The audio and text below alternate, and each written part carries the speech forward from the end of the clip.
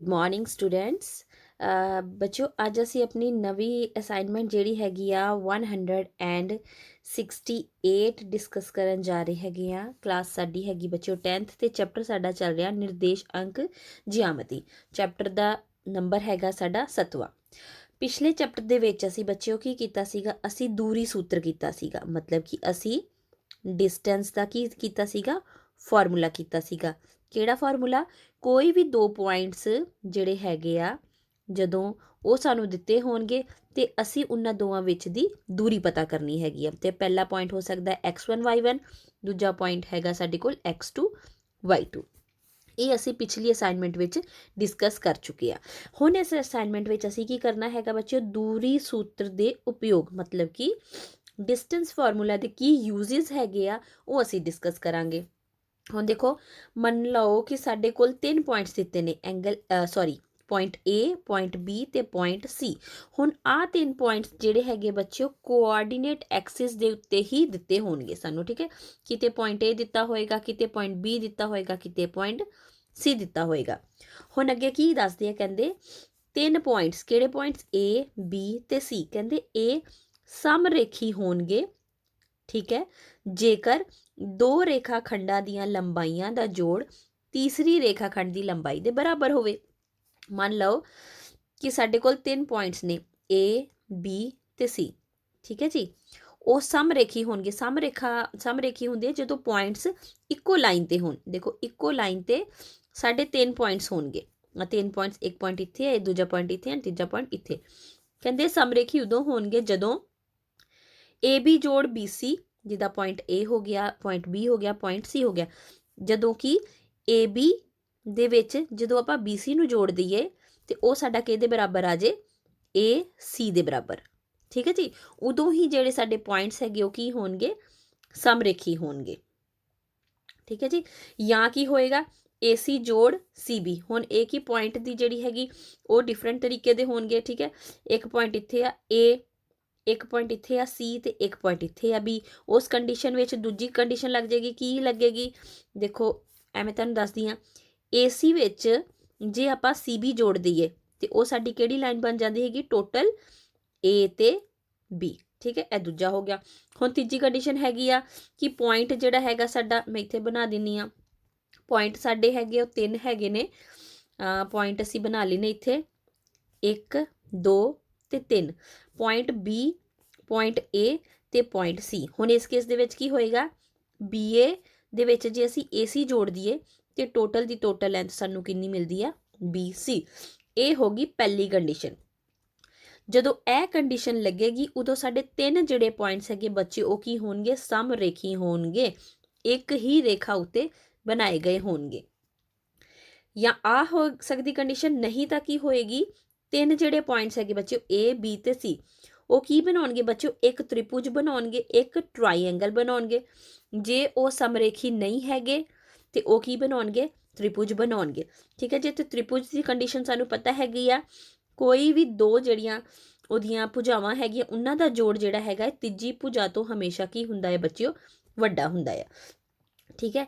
ਤੇ ਆ ਦੋਵੇਂ ਜਿਹੜੇ ਕੰਡੀਸ਼ਨਸ ਹੈਗੀਆਂ ਆ, मतलब कि ਸਮਰੇਖੀ ਤੇ ਤ੍ਰਿਭੁਜ ਬਣਾਉਣਗੇ 3 ਪॉइंट्स। ਇਹਨੂੰ ਮੈਂ ਹੋਰ ਇਲੈਬੋਰੇਟ ਕਰਕੇ ਤੁਹਾਨੂੰ ਇੱਕ ਡਾਇਗਰਾਮ ਦੇ ਥਰੂ, ਇੱਕ ਐਕਟੀਵਿਟੀ ਦੇ ਥਰੂ ਦੱਸਦੀ ਆ। ਤੇ ਚਲੋ ਐਕਟੀਵਿਟੀ ਤੇ ਚਲੀਏ ਆਪਾਂ। ਤੁਹਾਡੀ ਸਕਰੀਨ ਤੇ ਤੁਹਾਨੂੰ 3 ਪॉइंट्स ਨਜ਼ਰ ਆ ਰਹੇ ਨੇ। ਇੱਕ ਨੀਲਾ ਆ, ਦੂਜਾ ਵੀ ਨੀਲਾ, ਤੇ ਇੱਕ ਜਿਹੜਾ ਹੈਗਾ ਉਹ ਕਿਹੜੇ ਕਲਰ ਦਾ ਹੈਗਾ ਬੱਚਿਓ, ਰੈੱਡ ਕਲਰ ਦਾ ਪੁਆਇੰਟ ਹੈਗਾ। ਤੇ ਹੁਣ ਮੈਂ ਕੀ ਕਰੂੰਗੀ, ਰੈੱਡ ਪੁਆਇੰਟ ਨੂੰ ਮੈਂ ਹਿਲਾਉਣਾ ਆ, ਠੀਕ ਹੈ। ਇਹ ਪੁਆਇੰਟ ਨੇ ਜਿਹੜਾ ਰੈੱਡ ਕਲਰ ਦਾ ਪੁਆਇੰਟ ਹੈਗਾ ਬੱਚਿਓ, ਇਹਨੇ ਬਲੂ ਕਲਰ ਦਾ ਹੋ ਜਾਣਾ ਆ। किसी पोजीशन ते आके इन्हें ब्लू कलर का हो जाना है। देखो फिलहाल मैं इन्हू हिला रही हाँ, अजे तक ये लाल कलर का ही आ। ते हिला के आ देखो इत्थे किहड़े कलर का हो गया, ये ब्लू कलर का हो गया, ठीक है। चलो एक बार होर ट्राई करके देखते हैं जरा की हैगा, मतलब ये कोई होर एक्टिविटी लई। अच्छा ठीक है, 2 पॉइंट सानू हैगे दिते हुए, ठीक है। हुण रैड पॉइंट नूं मैं फिर हिलाऊंगी, इन्हें जिहड़ा हैगा आ ब्लू कलर का होना आ। देखिए किहड़े पॉइंट ते, हाँ वैरी गुड, ये इस पॉइंट ते आके ये ब्लू कलर का हो गया। हुण ये ब्लू कलर का क्यों होया, ब्लू कलर का बच्चों इस करके होया कि जिहड़े साडे 3 पॉइंट्स हैगे आ ओह की आ गए बच्चों, एक सीधी दी सीधी ਲਾਈਨ ਤੇ ਆ ਗਏ ਨੇ। ਮੈਂ ਕੋਸ਼ਿਸ਼ ਕੀਤੀ ਹੈਗੀ ਆ ਕਿ ਮੇਰੀ ਲਾਈਨ ਸਿੱਧੀ ਬਣੇ, ਠੀਕ ਹੈ। ਜਿਹੜੀ ਲਾਈਨ ਸਿੱਧੀ ਹੈਗੀ ਆ, ਜਿਹੜੇ ਪੁਆਇੰਟਸ ਸਿੱਧੀ ਲਾਈਨ ਤੇ ਹੈਗੇ ਮੀਨਸ ਲਾਈਨ ਤੇ ਹੈਗੇ, ਉਹਨਾਂ ਸਾਰਿਆਂ ਨੂੰ ਬੱਚਿਓ ਆਪਾਂ ਕੀ ਕਹਿੰਦੇ, ਕੋਲੀਨੀਅਰ ਪੁਆਇੰਟਸ। ਇਹਨੂੰ ਪੰਜਾਬੀ ਚ ਆਪਾਂ ਕਹਿੰਦੇ ਹੈਗੇ ਆ ਸਮ ਰੇਖੀ, ਠੀਕ ਹੈ, ਸਮ ਰੇਖੀ ਪੁਆਇੰਟਸ ਜਿਹੜੇ ਕਹਿੰਦੇ ਇੱਕ ਹੀ ਰੇਖਾ ਤੇ ਉਹ ਪੁਆਇੰਟਸ ਹੈਗੇ ਨੇ, ਠੀਕ ਹੈ ਜੀ। ਇੱਕ ਵਾਰੀ ਹੋਰ ਟਰਾਈ ਕਰਕੇ ਦੇਖਦੇ ਆ। ਕੋਈ ਪੋਜੀਸ਼ਨ, ਅੱਛਾ ਪੋਜੀਸ਼ਨ ਇਹੀ ਰੱਖ ਰਹੀ ਹੈ, ਬਸ ਇਹ ਕਿ ਜਦੋਂ ਪੁਆਇੰਟ ਜਿਹੜਾ ਹੈਗਾ ਆ ਉਹ ਇੱਕ ਹੀ ਡਾਇਰੈਕਸ਼ਨ ਵਿੱਚ ਆਏਗਾ ਤੇ ਇਹ ਕੀ ਹੋ ਜਾਏਗੀ, ਸਾਡੇ ਕੋਲੀਨੀਅਰ ਪੁਆਇੰਟਸ ਹੋ ਜਾਣਗੇ। ਇਹ ਸਾਡੀ ਜਿਹੜੀ ਹੈਗੀ ਆ ਸਿੱਧੀ ਲਾਈਨ ਡਰਾ ਕਰਨਗੇ। ਹੁਣ ਦੇਖੀਏ, ਜਦੋਂ ਪੁਆਇੰਟ ਰੈੱਡ ਕਲਰ ਦਾ ਹੈਗਾ, ਮੈਂ ਪੁਆਇੰਟ ਨੂੰ ਇੱਥੇ ਕਿਤੇ ਘੁਮਾ ਰਹੀ ਹਾਂ, ਠੀਕ ਹੈ। ਜਦੋਂ ਉਹ ਸਮਰੇਖੀ ਨਹੀਂ ਹੈਗੇ, ਕੋਲੀਨੀਅਰ ਨਹੀਂ ਹੈਗੇ, ਉਦੋਂ ਕੀ ਬਣ ਰਹੇ ਨੇ ਬੱਚਿਓ, ਉਦੋਂ ਉਹ ਇੱਕ ਟਰਾਈਐਂਗਲ ਜਿਹੜਾ ਹੈਗਾ ਉਹ ਫਾਰਮ ਕਰ ਰਹੇ ਨੇ। ਟਰਾਈਐਂਗਲ ਮਤਲਬ ਤ੍ਰਿਭੁਜ। ਇੱਕ ਲਾਈਨ ਮੈਂ ਇੱਥੇ ਡਰਾ ਕਰ ਸਕਦੀ ਹਾਂ, ਲਾਈਨ ਮੈਂ ਇੱਥੇ ਡਰਾ ਕਰ ਸਕਦੀ ਹਾਂ, ਤੇ ਤੀਜੀ ਲਾਈਨ ਜਿਹੜੀ ਹੈਗੀ ਆ ਮੈਂ ਇਸ ਪੁਆਇੰਟ ਨੂੰ ਡਰਾ ਕਰ ਸਕਦੀ ਹਾਂ, ਠੀਕ ਹੈ ਜੀ। ਇਹਨੂੰ ਇੱਕ ਹੋਰ ਐਕਟੀਵਿਟੀ ਦੇ ਥਰੂ ਮੈਂ ਤੁਹਾਨੂੰ ਸਮਝਾਉਂਦੀ ਹਾਂ, ਤੇ ਚਲੋ ਉਸ ਐਕਟੀਵਿਟੀ ਤੇ ਸਟੂਡੈਂਟਸ ਹੁਣ ਤੁਹਾਡੇ ਸਾਹਮਣੇ ਫਿਰ ਇੱਕ ਸਕਰੀਨ ਹੈਗੀ ਆ ਜਿਹਦੇ ਉੱਤੇ 3 ਪੁਆਇੰਟਸ ਦਿੱਤੇ ਹੋਏ ਨੇ। ਇੱਥੇ ਦੇਖੋ A, B ਤੇ C, ਠੀਕ ਹੈ। ਤੇ ਹੋਰ 3 ਪੁਆਇੰਟ ਸਾਨੂੰ ਦਿੱਤੇ ਹੋਏ ਕਿਹੜੇ, D, E ਤੇ F। ਹੁਣ ਦੇਖੋ ਜਿਹੜੀ ਆ ਪੁਆਇੰਟ ਹੈਗੇ ਆ A, B ਤੇ C, ਇਹ ਕੀ ਹੈਗੇ ਬੱਚਿਓ, ਕੋਲੀਨੀਅਰ ਪੁਆਇੰਟਸ ਹੈਗੇ ਆ, ਠੀਕ ਹੈ।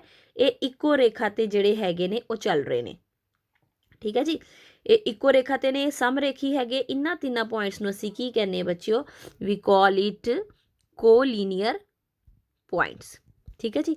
ਹੁਣ ਦੂਜੇ ਟਰਾਇੰਗਲ 'ਚ ਦੇਖੀਏ ਆਪਾਂ, E, D ਤੇ F, 3 ਪੁਆਇੰਟ ਸਾਨੂੰ ਦਿੱਤੇ ਨੇ। ਦੇਖੋ ਇੱਕ ਟਰਾਇੰਗਲ ਬਣ ਗਿਆ, ਠੀਕ ਹੈ।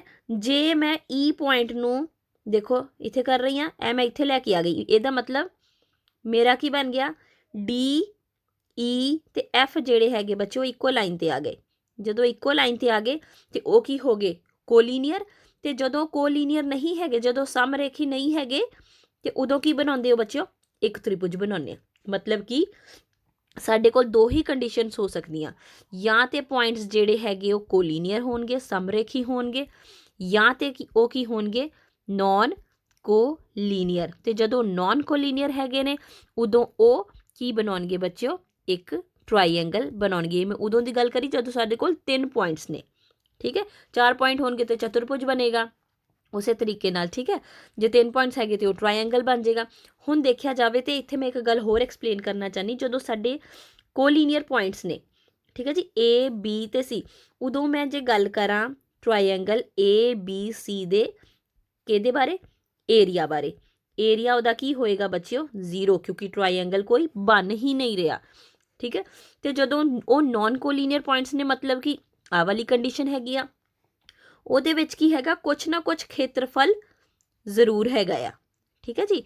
ਉਸ ਕੇਸ ਦੇ ਵਿੱਚ ਸਾਡਾ ਜਿਹੜਾ ਏਰੀਆ ਹੈਗਾ ਆ ਟਰਾਈਐਂਗਲ ਦਾ, ਟਰਾਈਐਂਗਲ DEF ਦਾ, ਉਹਦਾ ਏਰੀਆ ਜਿਹੜਾ ਹੈਗਾ ਬੱਚਿਓ 0 ਤੋਂ ਕੀ ਹੋਏਗਾ, ਵੱਡਾ ਹੋਏਗਾ। ਦੋ ਇੰਪੋਰਟੈਂਟ ਚੀਜ਼ਾਂ ਜਿਹੜੀਆਂ ਹੈਗੀਆਂ ਆ ਇਹ ਤੁਸੀਂ ਧਿਆਨ ਵਿੱਚ ਰੱਖਣੀਆਂ ਆ। ਉਹਦਾ ਕੁਛ ਨਾ ਕੁਛ ਖੇਤਰਫਲ ਜ਼ਰੂਰ ਹੋਏਗਾ, ਤੇ ਜਦੋਂ ਕੋਲੀਨੀਅਰ ਪੁਆਇੰਟਸ ਨੇ ਉਹਨਾਂ ਦਾ ਖੇਤਰਫਲ ਕੀ ਹੋਏਗਾ, 0 ਦੇ ਬਰਾਬਰ ਹੋਏਗਾ, ਠੀਕ ਹੈ ਜੀ। ਓਕੇ, ਹੁਣ ਨਾਲ ਹੀ ਮੈਂ ਇੱਥੇ ਤੁਹਾਨੂੰ ਦੱਸਦੀ ਹਾਂ ਕਿ ਜਦੋਂ ਅਸੀਂ ਟਰਾਇੰਗਲਸ ਦੀ ਗੱਲ ਕਰਦੇ ਬੱਚਿਓ, ਟਰਾਇੰਗਲਸ ਹੁਣ ਅਸੀਂ ਦੇਖੇ ਹੈਗੇ ਆ 3 ਟਾਈਪ ਦੇ ਹੈਗੇ ਆ, ਠੀਕ ਹੈ ਜੀ। ਜਦੋਂ 90 ਡਿਗਰੀ ਦਾ ਐਂਗਲ ਬਣਾਉਂਦੇ ਆ ਉਹਨੂੰ ਆਪਾਂ ਰਾਈਟ ਐਂਗਲ ਟਰਾਇੰਗਲ ਕਹਿ ਦਿੰਦੇ ਆ। ਜਦੋਂ ਦੋ ਭੁਜਾਵਾਂ ਜਿਹੜੀਆਂ ਹੈਗੀਆਂ ਉਹ ਇਕੁਅਲ ਹੁੰਦੀਆਂ ਆ, ਜਿੱਦਾਂ ਮੈਂ ਇੱਥੇ ਦਿਖਾਉਣ ਲੱਗੀ ਆ 7.0699, ਇੱਕ ਭੁਜਾ ਹੈਗੀ ਆ, ਦੂਜੀ ਭੁਜਾ ਵੀ ਜਿਹੜੀ ਹੈਗੀ ਆ, ਕੋਸ਼ਿਸ਼ ਮੈਂ ਕਰ ਰਹੀ ਹੈਗੀ ਆ ਕਿ 06 ਦੇ ਲਾਗੇ ਆਵੇ ਪਰ ਆ ਨਹੀਂ ਰਹੀ, ਅਪਰੋਕਸੀਮੇਟਲੀ ਜਿਹੜੀ ਹੈਗੀ ਆ 07, ਅੱਛਾ ਆ ਦੇਖੋ ਅਪਰੋਕਸੀਮੇਟਲੀ ਆਈ ਹੈ, ਪੂਰੀ ਨਹੀਂ ਆਈ, 7.06 7.07। ਮੰਨ ਲਓ ਕਿ ਜਿਹੜੀਆਂ ਆ ਦੋ ਭੁਜਾਵਾਂ ਤੁਹਾਡੀਆਂ ਦੋਵੇਂ 7 ਹੋਣ ਤੇ ਆ ਭੁਜਾ ਦੀ ਜਿਹੜੀ ਲੰਬਾਈ ਹੈਗੀ ਉਹ 12.112 ਹੋਵੇ, ਠੀਕ ਹੈ। ਉਸ ਕੇਸ ਦੇ ਵਿੱਚ ਇਹਨਾਂ ਨੂੰ ਆਪਾਂ ਕੀ ਕਹਿੰਦੇ ਬੱਚਿਓ, ਆਈਸੋਸਲੈਸ ਟਰਾਈਐਂਗਲ, ਠੀਕ ਹੈ ਜੀ। ਉਹਨੂੰ ਆਪਾਂ ਸਮ ਦੋ ਭੁਜੀ ਟਰਾਈਐਂਗਲ ਕਹਿੰਦੇ ਆ, ਠੀਕ ਹੈ ਜੀ। ਸਮ ਦੋ ਭੁਜੀ ਟਰਾਇੰਗਲ ਮੀਨਸ ਉਹਦੇ ਵਿੱਚ ਦੋ ਸਾਈਡਸ ਜਿਹੜੀਆਂ ਹੈਗੀਆਂ ਉਹ ਸਾਡੀਆਂ ਬਰਾਬਰ ਹੋਣਗੀਆਂ। ਤੇ ਜੇ ਕੋਈ ਵੀ ਸਾਈਡ ਕਿਸੇ ਵੀ ਸਾਈਡ ਦੇ ਬਰਾਬਰ ਨਹੀਂ ਹੈਗੀ, ਦੇਖੋ ਇਹਦੀ 12 ਆ, ਇਹਦੀ 6 ਆ ਤੇ ਇਹਦੀ ਫਿਰ 12 ਹੈਗੀ ਆ। ਚਲੋ ਥੋੜੀ ਚੇਂਜ ਕਰਕੇ ਦੇਖੀਏ, ਆਪਾਂ ਕਹਿ ਰਹੇ ਹਾਂ ਬਿਲਕੁਲ ਬਰਾਬਰ ਨਹੀਂ ਹੈਗੀ। ਹੁਣ ਦੇਖ ਲੈਂਦੇ ਆ, E ਤੇ F ਤੇ G ਇਹ ਡਿਸਟੈਂਸ ਹੈਗੇ ਨੇ। ਇੱਕ ਦੀ ਲੰਬਾਈ 12 ਹੈਗੀ, ਇੱਕ ਦੀ ਲੰਬਾਈ 6 ਹੈਗੀ, ਇੱਕ ਦੀ ਲੰਬਾਈ 9 ਹੈਗੀ। ਇਸ ਕੇਸ ਦੇ ਵਿੱਚ ਇਹਨਾਂ ਨੂੰ ਆਪਾਂ ਕੀ ਕਹਿੰਦੇ ਆ, ਸਕੇਲਨ ਟਰਾਈਐਂਗਲ, ਸਕੇਲਨ ਟਰਾਈਐਂਗਲ। ਠੀਕ ਹੈ ਜੀ। ਡਿਫਰੈਂਟ ਜਿਹੜੀਆਂ ਕੰਡੀਸ਼ਨਸ ਹੈਗੀਆਂ ਇਹ ਵੀ ਹੁਣ ਤੁਹਾਡੀ ਅਸਾਈਨਮੈਂਟ ਵਿੱਚ ਅਜੇ ਐਕਸਪਲੇਨ ਕੀਤੀ ਹੋਈ ਹੈ। ਹੁਣ ਮੈਂ ਦੁਬਾਰਾ ਅਸਾਈਨਮੈਂਟ 'ਤੇ ਚੱਲਦੀ ਹਾਂ ਅਤੇ ਉੱਥੇ ਆਪਾਂ ਆਪਣੇ ਕੁਐਸਚਨ ਸੋਲਵ ਕਰਦੇ ਹਾਂ। ਹਾਂਜੀ, ਅਤੇ ਅਸਾਈਨਮੈਂਟ ਵਿੱਚ ਸਾਡੇ ਤੀਜਾ ਪੁਆਇੰਟ ਵੱਲ ਚੱਲੀਏ ਅਸੀਂ। 2 ਪੁਆਇੰਟ ਅਸੀਂ ਆਲਰੇਡੀ ਡਿਸਕਸ ਕਰ ਲਿਆ। ਤੀਜਾ ਪੁਆਇੰਟ ਹੈਗਾ ਆ ਵਿਖਮ ਸਮਭੁਜੀ ਤ੍ਰਿਭੁਜ ਬਣਾਉਣਗੇ ਜੇਕਰ ਸਾਰੀਆਂ ਦੂਰੀਆਂ ਦਾ ਮੂਲ ਕੀ ਹੋਵੇ, ਵੱਖ-ਵੱਖ ਹੋਵੇ। ਹੁਣ 2 ਟਰਾਇੰਗਲਸ ਹੈਗੇ ਬੱਚੇ ਸਾਡੇ ਕੋਲ, ਸੌਰੀ ਇੱਕ ਟਰਾਇੰਗਲ ਹੈਗਾ ਹੈ A B ਤੇ C। ਹੁਣ ਕਹਿੰਦੇ ਕਿ A B ਦੇ ਵਿੱਚ ਦੀ ਦੂਰੀ ਉਹ ਆ ਹੈਗੀ ਆ। ਠੀਕ ਹੈ, ਮੰਨ ਲਓ ਇਹਨੂੰ A ਮੰਨ ਲੈਂਦੇ, ਇਹਨੂੰ ਆਪਾਂ B ਮੰਨ ਲੈਂਦੇ, ਇਹਨੂੰ ਆਪਾਂ C ਮੰਨ ਲੈਂਦੇ। ਜੇ A B ਦੇ ਬਰਾਬਰ ਨਹੀਂ ਹੈਗਾ ਤੇ ਨਾ ਹੀ ਇਹ C ਦੇ ਬਰਾਬਰ ਹੈਗਾ, ਇਹ ਸਾਰੀਆਂ ਜਿਹੜੀਆਂ ਭੁਜਾਵਾਂ ਦਾ ਮੇਜਰਮੈਂਟ ਹੈਗਾ ਇਹ ਵੱਖਰਾ ਹੈਗਾ ਆ। ਹੁਣ ਇਹ ਜਿਹੜੀ ਮੈਂ ਤੁਹਾਨੂੰ ਐਕਟੀਵਿਟੀ 'ਚ ਸਮਝਾਇਆ ਉਸ ਕੇਸ ਦੇ ਵਿੱਚ ਇਹ ਕਿਹੜੀ ਟਰਾਇੰਗਲ ਹੈਗੀ ਆ, ਇਹ ਸਕੇਲੀਅਨ ਟਰਾਇੰਗਲ ਹੈਗੀ। ਆਈਸੋਸਲੈਸ ਕਦੋਂ ਹੋਏਗੀ, ਜਦੋਂ ਸਾਡੀਆਂ 2 ਭੁਜਾਵਾਂ ਜਿਹੜੀਆਂ ਹੈਗੀਆਂ ਉਹ ਇਕੁਅਲ ਹੋਣਗੀਆਂ। ਦੇਖੋ ਇਸ ਕੇਸ ਦੇ ਵਿੱਚ AB ਕਿਹੜੀ ਹੈਗੀ, BC ਦੇ ਬਰਾਬਰ ਹੈਗੀ ਆ, ਪਰ ਉਹ ਤੀਜੀ ਭੁਜਾ ਦੇ ਬਰਾਬਰ ਨਹੀਂ ਹੈਗੀ। ਨੈਕਸਟ ਕਰੀਏ ਪੁਆਇੰਟ ਆਪਾਂ। 5th ਪੁਆਇੰਟ ਦੇਖੀਏ। ਪੁਆਇੰਟ ਹੈਗਾ ਆ ਉਹ ਸਾਡਾ ਟਰਾਇੰਗਲ ਜਿਹੜਾ ਹੈਗਾ ਸਮਭੁਜੀ ਉਦੋਂ ਹੋਏਗਾ, ਸਮਭੁਜੀ ਮਤਲਬ ਇਕੁਈਲੇਟਰਲ ਟਰਾਇੰਗਲ। ਇਕੁਈਲੇਟਰਲ ਦਾ ਸਾਨੂੰ ਪਤਾ ਹੈ ਜਦੋਂ ਸਾਰੀਆਂ ਸਾਈਡਸ ਜਿਹੜੀਆਂ ਹੈਗੀਆਂ ਉਹ ਕੀ ਹੋਣਗੀਆਂ ਬੱਚਿਓ, ਬਰਾਬਰ ਹੋਣਗੀਆਂ। ਨਾਲ ਹੀ ਰਾਈਟ ਐਂਗਲ ਟਰਾਇੰਗਲ ਦੀ ਗੱਲ ਕੀਤੀ ਹੈਗੀ ਆ, ਜਿਹਦੇ ਵਿੱਚ ਅਸੀਂ ਪਾਈਥਾਗੋਰਸ ਥਿਓਰਮ ਅਪਲਾਈ ਕਰ ਸਕੀਏ, ਮਤਲਬ ਕਿ 2 ਭੁਜਾਵਾਂ ਦੇ ਵਰਗ ਨੂੰ ਅਸੀਂ ਜੋੜ ਲਈਏ ਤੇ ਉਹ ਕੀ ਹੋਵੇ, ਤੀਜੀ ਭੁਜਾ ਦੇ ਵਰਗ ਦੇ ਬਰਾਬਰ ਹੋਵੇ ਤੇ ਐਂਗਲ ਜਿਹੜਾ ਇੱਕ ਹੈਗਾ ਉਹ ਕੀ ਹੋ ਜਾਏਗਾ, 90 ਡਿਗਰੀ ਦਾ ਹੋ ਜਾਏਗਾ। ਜਦੋਂ 90 ਡਿਗਰੀ ਦਾ ਕੋਣ ਹੋ ਗਿਆ ਤੇ ਉਹ ਸਾਡੇ ਤ੍ਰਿਭੁਜ ਨੂੰ ਕੀ ਬਣਾ ਦੇਗਾ, ਸਮਕੋਣ ਤ੍ਰਿਭੁਜ। ਠੀਕ ਹੈ ਜੀ। ਹੁਣ ਤੱਕ ਅਸੀਂ ਕੀ ਡਿਸਕਸ ਕੀਤਾ, ਅਸੀਂ ਡਿਸਕਸ ਕੀਤਾ ਕਿ 3 ਪੁਆਇੰਟਸ ਲਏ ਹੈਗੇ ਆ, ਜਾਂ ਤੇ ਉਹ ਕੋਲੀਨੀਅਰ ਹੋਣਗੇ, ਜਾਂ ਤੇ ਜੇ ਕੋਲੀਨੀਅਰ ਨਹੀਂ ਹੈਗੇ ਤੇ ਉਹ ਟਰਾਇੰਗਲ ਬਣਾਉਣਗੇ। ਫਿਰ ਅਸੀਂ ਟਰਾਇੰਗਲ ਦੀਆਂ ਕਿਸਮਾਂ ਕੀਤੀਆਂ ਹੈਗੀਆਂ, ਜਦੋਂ ਸਾਈਡਸ ਵੱਖਰੀਆਂ ਨੇ, ਜਦੋਂ ਸਾਈਡ ਸੇਮ ਨੇ, ਜਦੋਂ ਰਾਈਟ ਐਂਗਲ ਬਣ ਰਿਹਾ ਆ, ਉਹ ਅਸੀਂ ਜਿਹੜੇ ਹੈਗੇ ਇਹ ਪੁਆਇੰਟਸ ਵਿੱਚ ਅਸੀਂ ਡਿਸਕਸ ਕਰ ਚੁੱਕੇ ਹਾਂ। ਹੁਣ ਆ ਜਾਈਏ ਪਹਿਲੇ ਕੁਐਸਚਨ ਵੱਲ। ਕਹਿੰਦੇ ਕਿ ਨਿਰਧਾਰਤ ਕਰੋ ਕਿ ਬਿੰਦੂ 1 5 2 3 -2 11 ਸਮਰੇਖੀ ਹਨ। ਹੁਣ ਦੇਖੋ ਅਸੀਂ ਪਹਿਲਾ ਪੁਆਇੰਟ ਲੈ ਲਿਆ A, ਕੀ ਲਿਆ 1 ਤੇ 5 ਦੇ ਬਰਾਬਰ। B ਪੁਆਇੰਟ ਅਸੀਂ ਮੰਨ ਲੈਂਦੇ ਹਾਂ 2 ਤੇ 3 ਤੇ C ਪੁਆਇੰਟ ਅਸੀਂ ਮੰਨ ਲੈਂਦੇ -2 ਤੇ 11। ਹੁਣ ਕੀ ਹੈਗਾ A B ਤੇ C, A B ਦੇ ਵਿੱਚ ਦੀ ਦੂਰੀ ਅਸੀਂ AB ਤੋਂ ਪਤਾ ਕਰਾਂਗੇ ਜਿਹੜੀ ਕਿ ਇੱਥੇ ਕੈਲਕੂਲੇਟ ਹੋਈ ਆ। ਜਿਹੜਾ ਅਸੀਂ ਫਾਰਮੂਲਾ ਪਿਛਲੀ ਐਗਜ਼ਾਮਪਲ ਵਿੱਚ ਕੀਤਾ ਸੀਗਾ, ਸੌਰੀ ਪਿਛਲੀ ਅਸਾਈਨਮੈਂਟ ਵਿੱਚ ਕੀਤਾ ਸੀਗਾ, ਉਹ ਕੀ ਸੀਗਾ, ਡਿਸਟੈਂਸ ਕਿਹਦੇ ਬਰਾਬਰ ਹੈਗਾ ਬੱਚਿਓ, x2 - x1 ਦਾ ਸਕੁਅਰ ਜੋੜ y2 - y1 ਦਾ ਸਕੁਅਰ। ਉਸੇ ਤੋਂ ਆਹ ਫਾਰਮੂਲਾ ਦੇ ਵਿੱਚ ਅਸੀਂ ਪੁਆਇੰਟਸ ਪੁੱਟ ਕੀਤੇ ਹੈਗੇ। ਕੀ ਹੈਗਾ x2 ਕੀ ਹੈਗਾ, ਹੁਣ ਅਸੀਂ AB ਕੱਢ ਰਹੇ ਹਾਂ, ਇਹਨੂੰ ਆਪਾਂ x1 ਮੰਨਣਾ ਆ ਤੇ ਇਹਨੂੰ ਆਪਾਂ x2 ਮੰਨਣਾ ਆ।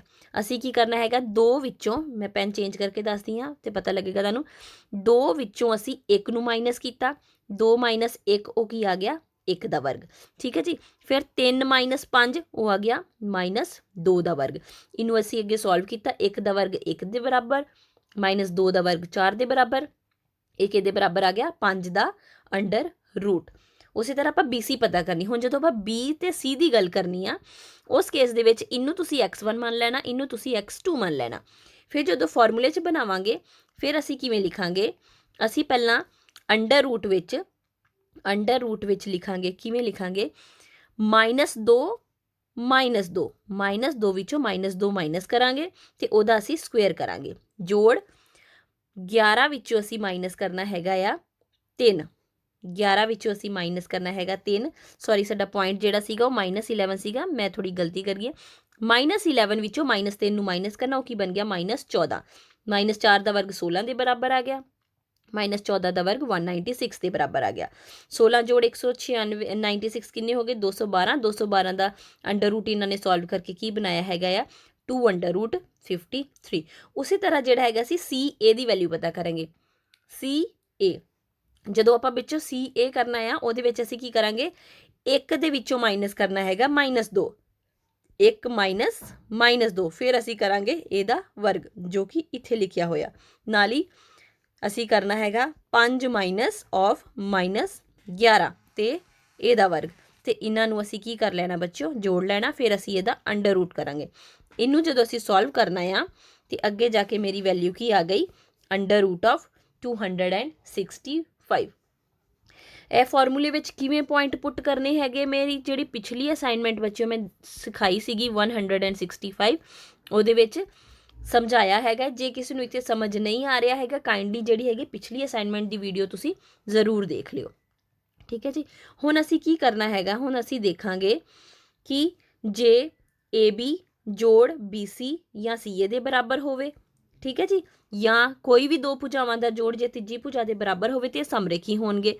ਹੁਣ ਇੱਥੇ ਦੇਖੀਏ ਕੀ ਲਿਖਿਆ ਹੈਗਾ, ਕਹਿੰਦੇ ਸਾਫ਼ ਹੈ ਕਿ ਕਿਸੇ ਵੀ ਦੋ ਦੂਰੀਆਂ ਦਾ ਜੋੜ ਤੀਸਰੀ ਦੂਰੀ ਦੇ ਬਰਾਬਰ ਨਹੀਂ ਹੈ, ਇਸੇ ਲਈ ਦਿੱਤੀ ਬਿੰਦੂ ਜਿਹੜੇ ਹੈਗੇ ਸਮਰੇਖੀ ਨਹੀਂ ਹੈਗੇ। ਕਿਉਂਕਿ ਆਪਾਂ ਜੋੜ ਕੇ ਵੇਖ ਲਵਾਂਗੇ ਕਿ ਚੈੱਕ ਕਰਦੇ ਅੰਡਰ ਰੂਟ 5 ਨੂੰ ਅੰਡਰ ਰੂਟ 2 ਅੰਡਰ ਰੂਟ 53 ਨਾਲ ਜੋੜ ਕੇ ਵੇਖੀਏ ਇਹ ਕੀ ਆਂਦਾ ਹੈ, ਇਹ ਤੇ ਇਹਦੇ ਬਰਾਬਰ ਨਹੀਂ ਆ ਰਿਹਾ 265 ਦੇ ਬਰਾਬਰ।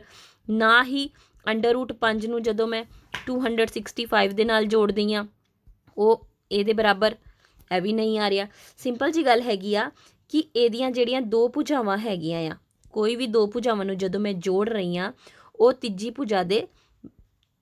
ਭੁਜਾ ਤੋਂ ਕੀ ਆ ਰਹੀ ਆ, ਵੱਡੀ ਆ ਰਹੀ। ਤੇ ਜਦੋਂ ਆਹ ਕੰਡੀਸ਼ਨ ਸਾਡੀ ਸੈਟੀਸਫਾਈ ਹੋਵੇ ਉਸ ਕੇਸ ਦੇ ਵਿੱਚ ਸਾਡੇ ਜਿਹੜੇ ਪੁਆਇੰਟਸ ਹੈਗੇ ਬੱਚਿਓ ਉਹ ਕੋਲੀਨੀਅਰ ਨਹੀਂ ਹੁੰਦੇ, ਉਹ ਇੱਕ ਤ੍ਰਿਭੁਜ ਬਣਾਉਂਦੇ ਨੇ।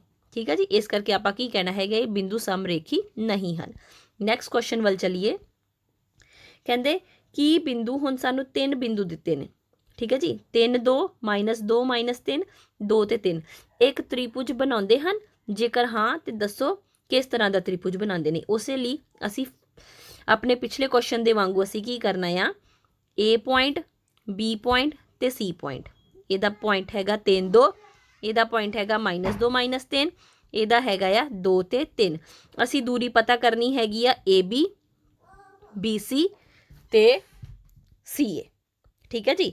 ਇਸੇ ਤਰ੍ਹਾਂ ਅਸੀਂ ਪਤਾ ਕੀਤੀ ਹੈਗੀ AB ਦੀ ਦੂਰੀ ਆ ਗਈ ਹੈ, BC ਦੀ ਦੂਰੀ 2 ਅੰਡਰ ਰੂਟ 13 ਆ ਗਈ ਹੈ, ਤੇ ਸਾਡੀ ਜਿਹੜੀ CA ਹੈਗੀ ਆ ਉਹਦੀ ਦੂਰੀ ਕਿੰਨੀ ਆ ਰਹੀ ਹੈਗੀ 1.414। ਤੇ ਇੱਥੋਂ ਅਸੀਂ ਕੀ ਕਰ ਸਕਦੇ ਹਾਂ, ਇੱਥੋਂ ਦੇਖੀਏ ਜਰਾ, AB ਕਿਹਦੇ ਬਰਾਬਰ ਆ ਗਿਆ 7.07 ਦੇ ਬਰਾਬਰ। ਤੇ ਮੈਂ ਕੀ ਕਰ ਸਕਦੀ ਹਾਂ, ਮੈਂ ਲਿਖ ਸਕਦੀ AB ਦਾ ਵਰਗ ਜਿਹੜਾ ਹੈਗਾ ਆ ਉਹ ਕਿਹਦੇ ਬਰਾਬਰ ਆ ਰਿਹਾ ਹੈਗਾ 50 ਦੇ ਬਰਾਬਰ। ਦੇਖੋ AB ਕੀ ਵੈਲਿਊ ਕਿੰਨੀ ਸੀਗੀ ਅੰਡਰ ਰੂਟ 50, ਇਹਦਾ ਮਤਲਬ ਜੇ AB ਦਾ ਮੈਂ ਸਕੁਏਅਰ ਕਰ ਲਵਾਂ ਉਹ ਕਿਹਦੇ ਬਰਾਬਰ ਆ ਜਾਏਗਾ 50 ਦੇ ਬਰਾਬਰ। ਠੀਕ ਹੈ ਜੀ। ਉਸੇ ਤਰ੍ਹਾਂ ਜੇ ਮੈਂ BC ਦਾ ਸਕੁਏਅਰ ਕਰਾਂ ਤੇ ਉਹ ਕਿਹਦੇ ਬਰਾਬਰ ਆ ਜਾਏਗਾ, ਇੱਥੋਂ ਪੁਆਇੰਟ ਬਣਾਈਏ, ਇਹ ਕਿਹਦੇ ਬਰਾਬਰ ਆ ਗਿਆ 52 ਦੇ ਬਰਾਬਰ। ਨਾਲ ਹੀ CA ਦਾ ਸਕੁਏਅਰ ਉਹ ਕਿਹਦੇ ਬਰਾਬਰ ਆ ਗਿਆ, CA ਦਾ ਸਕੁਏਅਰ ਮੇਰਾ ਕਿਹਦੇ ਬਰਾਬਰ ਆ ਗਿਆ ਅੰਡਰ ਰੂਟ 2 ਹੈਗਾ ਨਾ, ਇਹ ਕਿਹਦੇ ਬਰਾਬਰ ਆ ਗਿਆ 2 ਦੇ ਬਰਾਬਰ। ਹੁਣ ਅਸੀਂ ਕਰਕੇ ਵੇਖੀਏ ਕਿ ਦੋ ਸਾਈਡਸ ਨੂੰ ਅਸੀਂ ਐਡ ਕਰੀਏ। ਦੇਖੋ 50 ਤੇ 2 ਇਹਨੂੰ ਮੈਂ ਐਡ ਕਰ ਸਕਦੀ, ਮਤਲਬ AB ਦਾ ਸਕੁਏਅਰ ਜੋੜ CA ਦਾ ਸਕੁਏਅਰ ਇਹ ਮੇਰੇ ਕਿਹਦੇ ਬਰਾਬਰ ਆ ਰਿਹਾ BC ਦੇ ਸਕੁਏਅਰ ਦੇ ਬਰਾਬਰ, ਕਿਉਂਕਿ 50 'ਚ 2 ਜੋੜਦੀ ਤੇ ਮੇਰਾ 52 ਬਣਦਾ। ਇਸ ਕਰਕੇ ਜਦੋਂ ਆਹ ਕੰਡੀਸ਼ਨ ਹੋਵੇ ਬੱਚਿਓ ਤੇ ਕਨਵਰਸ ਆਫ ਪਾਇਥਾਗੋਰਸ ਥਿਓਰਮ ਦੇ ਅਕੋਰਡਿੰਗਲੀ ਮੈਂ ਕੀ ਕਹਿ ਸਕਦੀ ਹਾਂ, ਜਿਹੜਾ ਮੇਰਾ ਟਰਾਇੰਗਲ ਹੈਗਾ ਬੱਚਿਓ ਉਹ ਕੀ ਹੈਗਾ ਆ ਰਾਈਟ ਐਂਗਲਡ ਟਰਾਇੰਗਲ ਹੈਗਾ ਆ। ਠੀਕ ਹੈ ਜੀ। ਇਸੇ ਕਰਕੇ ਨਾਲੀ ਕੀ ਕੰਡੀਸ਼ਨ ਹੈਗੀ ਆ ਕਿ ਦੋ ਸਾਈਡਸ ਦੇ ਜੋੜ ਜਦੋਂ ਹੈਗੇ ਆ ਉਹ ਤੀਜੀ ਭੁਜਾ ਤੋਂ ਕੀ ਹੈਗਾ ਵੱਡਾ ਹੈਗਾ। ਇਸ ਕਰਕੇ 3 ਪੁਆਇੰਟਸ ਜਿਹੜੇ ਹੈਗੇ, ਇੱਕ ਤੇ ਸਾਨੂੰ ਪਤਾ ਲੱਗ ਗਿਆ ਕਿ ਉਹ ਕੋਲੀਨੀਅਰ ਨਹੀਂ ਹੈਗੇ, ਮਤਲਬ ਕਿ ਇੱਕ ਉਹ ਤ੍ਰਿਭੁਜ ਬਣਾ ਰਹੇ ਨੇ। ਨਾਲ ਹੀ ਦੋ ਭੁਜਾਵਾਂ ਦੇ ਵਰਗ ਨੂੰ ਜਦੋਂ ਅਸੀਂ ਜੋੜ ਲਈਏ ਉਹ ਕਿਹਦਾ ਹੈਗਾ ਆ, ਕਿਹਦੇ ਬਰਾਬਰ ਆ ਗਿਆ ਤੀਜੀ ਭੁਜਾ ਦੇ ਵਰਗ ਦੇ ਬਰਾਬਰ। ਇਹਦਾ ਮਤਲਬ ਇਸ ਟਰਾਇੰਗਲ ਦੇ ਜਿਹੜਾ ਇੱਕ ਐਂਗਲ ਹੈਗਾ ਆ ਉਹ ਕੀ ਆਏਗਾ ਬੱਚਿਓ 90 ਡਿਗਰੀ ਦਾ ਆ ਰਿਹਾ ਹੈਗਾ। ਠੀਕ ਹੈ ਜੀ। ਇਹਦੇ ਨਾਲ ਸਾਡਾ ਸੈਕਿੰਡ ਕੁਐਸਚਨ ਹੋ ਗਿਆ ਆ। ਹੁਣ ਨਾਲ ਹੀ ਅਸੀਂ ਪੈਸ ਦੇ ਨਾਲ ਕੁਐਸਚਨ ਜਿਹੜੇ ਹੈਗੇ ਉਹ ਵੀ ਫਟਾਫਟ ਕਰ ਲਈਏ। ਕਹਿੰਦੇ ਜੇ ਸਾਨੂੰ 3 ਪੁਆਇੰਟਸ ਦਿੱਤੇ ਨੇ P Q ਤੇ R, ਇਹ ਤ੍ਰਿਭੁਜ ਬਣਾਉਂਦੇ ਹਨ, ਉਹਨਾਂ ਵਿੱਚੋਂ ਕਿਹੜਾ ਕਥਨ ਸਹੀ ਹੈਗਾ। ਠੀਕ ਹੈ ਜੀ। ਜਦੋਂ 3 ਪੁਆਇੰਟ ਸਾਡੇ ਨੌਨ ਕੋਲੀਨੀਅਰ ਹੈਗੇ ਤੇ ਉਹ ਟਰਾਇੰਗਲ ਬਣਾਉਣਗੇ, ਤੇ ਟਰਾਇੰਗਲ ਬਣਾਉਣ ਦੀ ਕੀ ਕੰਡੀਸ਼ਨ ਹੈਗੀ ਆ, ਦੋ ਭੁਜਾਵਾਂ ਨੂੰ ਜਦੋਂ ਅਸੀਂ ਜੋੜ ਲਈਏ ਉਹ ਹਮੇਸ਼ਾ ਤੀਜੀ ਭੁਜਾ ਤੋਂ ਕੀ ਹੁੰਦੀ ਆ ਵੱਡੀ ਹੁੰਦੀ ਹੈ। ਇਸ ਕਰਕੇ ਸਾਡਾ ਜਿਹੜਾ ਪੁਆਇੰਟ ਹੈਗਾ ਆ ਕਿਹੜਾ ਪੁਆਇੰਟ ਹੋਏਗਾ ਸਾਡਾ ਸਹੀ ਹੋਏਗਾ PQ + QR। ਸਾਡਾ C ਪੁਆਇੰਟ ਜਿਹੜਾ ਹੈਗਾ ਇਹ ਸਹੀ ਹੈਗਾ, ਕਿਉਂਕਿ ਨਾ ਹੀ ਉਹ ਬਰਾਬਰ ਹੁੰਦੀ, ਨਾ ਹੀ ਉਹ ਛੋਟੀ ਹੁੰਦੀ, ਨਾ ਹੀ ਉਹ ਇੱਕ ਦੇ ਬਰਾਬਰ ਹੁੰਦੀ, ਉਹ ਹਮੇਸ਼ਾ ਕੀ ਹੁੰਦੀ ਆ ਦੋ ਭੁਜਾਵਾਂ ਦਾ ਜੋੜ ਜਿਹੜਾ ਹੈਗਾ ਤੀਜੀ ਭੁਜਾ ਤੋਂ ਕੀ ਹੁੰਦਾ ਆ ਵੱਡਾ ਹੁੰਦਾ ਆ। ਤੇ ਲਾਸਟ ਕੁਐਸਚਨ ਜਿਹੜਾ ਹੈਗਾ ਪੈਸ ਦਾ ਉਹ ਵੀ ਅਸੀਂ ਕਰ ਲਈਏ। 2 ਪੁਆਇੰਟਸ ਦਿੱਤੇ ਹੋਏ ਨੇ ਸਾਨੂੰ। ਪੁਆਇੰਟਸ ਕਿਹੜੇ ਨੇ? ਪੁਆਇੰਟਸ ਹੈਗੇ ਆ 0 6 ਤੇ 0 -2। 0 6 ਪਹਿਲਾ ਪੁਆਇੰਟ ਤੇ 0 -2 ਦੂਜਾ ਪੁਆਇੰਟ। ਹੁਣ ਅਸੀਂ ਇਹਦੇ ਵਿੱਚ ਡਿਸਟੈਂਸ ਪਤਾ ਕਰਨਾ ਹੈ। ਡਿਸਟੈਂਸ ਕਿਵੇਂ ਪਤਾ ਕਰਾਂਗੇ? ਅੰਡਰ ਰੂਟ ਦੇ ਵਿੱਚ ਕੀ ਲਿਖਣਾ ਸੀਗਾ ਬੱਚਿਓ? 0 -0 x2 -x1 ਦਾ ਸਕੁਐਰ ਜੋੜ y2 ਕੀ ਹੈਗਾ -2 ਤੇ y1 ਕੀ ਹੈਗਾ -6 ਇਹਦਾ ਸਕੁਐਰ। ਇਹ ਕਿਹਦੇ ਬਰਾਬਰ ਆ ਗਿਆ? ਇਹ ਦੂਰੀ ਸੀਗੀ 0 -0 ਇਹ ਤੇ 0 ਹੀ ਬਣ ਗਿਆ। ਜੋੜ -2 -6 -8 ਦੇ ਵਰਗ ਦੇ ਬਰਾਬਰ ਹੋ ਗਿਆ। ਠੀਕ ਹੈ ਜੀ, -8 ਦੇ ਵਰਗ ਦੇ ਬਰਾਬਰ ਹੋ ਗਿਆ। -8 ਦਾ ਵਰਗ ਕਿੰਨਾ ਹੁੰਦਾ ਆ? 8 8 ਦਾ 64 ਤੇ 64 ਦਾ ਅੰਡਰ ਰੂਟ ਕੀ ਆਉਂਦਾ ਬੱਚਿਓ? 8। ਠੀਕ ਹੈ ਜੀ, ਇਹਦਾ ਮਤਲਬ A ਤੇ B ਜਿਹੜਾ ਹੈਗਾ ਆ ਉਹਦਾ ਡਿਸਟੈਂਸ ਕਿਹਦੇ ਬਰਾਬਰ ਆ ਗਿਆ? 8 ਦੇ ਬਰਾਬਰ। ਠੀਕ ਹੈ ਜੀ, ਇਹਦੇ ਨਾਲ ਹੀ ਸਾਡੀ ਜਿਹੜੀ ਅਸਾਈਨਮੈਂਟ ਹੈਗੀ ਅੱਜ ਦੀ ਖਤਮ ਹੋ ਗਈ ਆ। ਕਿਸੇ ਨੂੰ ਕੋਈ ਡਾਊਟ ਹੈਗੀ ਆ ਤੇ ਉਹ ਪਿਛਲੀ ਅਸਾਈਨਮੈਂਟ ਵਿੱਚ ਜਾ ਕੇ ਚੰਗੇ ਤਰੀਕੇ ਨਾਲ ਇਹ ਦੇਖ ਸਕਦਾ ਹੈ ਕਿ ਅਸੀਂ ਡਿਸਟੈਂਸ ਕਿਵੇਂ ਕੈਲਕੂਲੇਟ ਕਰਦੇ ਹਾਂ। ਠੀਕ ਹੈ ਜੀ, ਓਕੇ ਬੱਚਿਓ।